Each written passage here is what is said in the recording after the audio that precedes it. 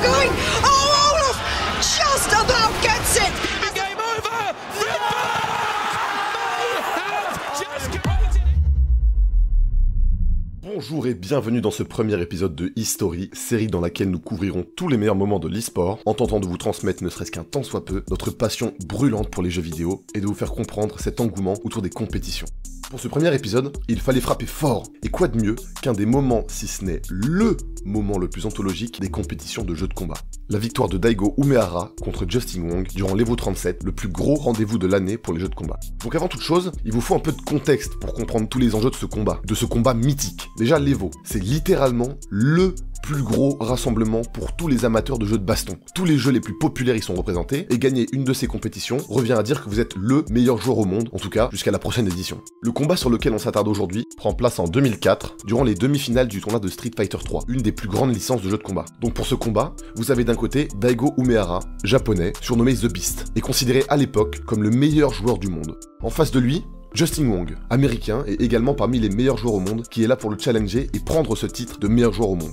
Nous voici donc partis pour le combat, les affrontements se déroulant en plusieurs matchs. Nous sommes ici à la fin du premier round, et le moins qu'on puisse dire, c'est que l'américain se défend. Il se défend même très bien, car il ne reste pratiquement plus qu'un pixel de point de vie au japonais Daigo. À ce moment du combat, Justin, qui joue Chun-Li, la fille en bleu à gauche de l'écran, décide d'en finir avec son adversaire, en activant son super combo, c'est-à-dire son attaque la plus puissante, et qui consiste en une quinzaine de coups de pied d'affilée, histoire de finir complètement et définitivement Daigo. Dans ce cas de figure, peu d'options restent à Daigo pour survivre, et peut-être remporter cette manche. S'il bloque le coup, c'est fini, car bloquer ne permet pas d'éviter tous les dégâts. Donc il a besoin ici de survivre au combo que prépare Justin, mais également de finir le combat aussi vite que possible afin de ne pas perdre ne serait-ce qu'un tout petit peu de points de vie. La seule chose que vous avez besoin de savoir ici, c'est qu'à cette époque, une toute nouvelle technique venait de faire son apparition dans Street Fighter, la parade. Si elle est activée exactement au moment où l'attaque va toucher, elle nullifie entièrement les dégâts, et offre également un timing de contre-attaque pour la personne ayant réussi la parade. Vous allez me dire, parfait, il a qu'à utiliser la parade, mais le problème, le gros problème, c'est que le timing de la parade, à cette époque du moins, est de 6 frames, soit environ 1/10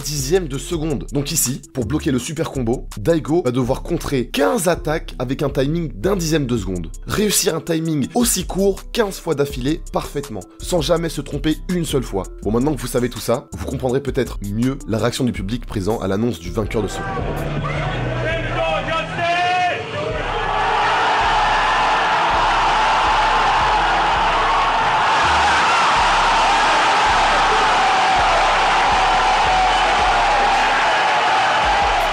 Et voilà, c'était Zikimor pour le premier épisode de notre toute nouvelle série. J'espère que le concept vous aura plu et qu'il vous aura permis de mieux comprendre l'engouement autour des jeux vidéo. N'hésite pas à mettre un pouce bleu à la vidéo et à t'abonner si elle t'a plu. Sur ce, moi je vous dis à la prochaine, salut!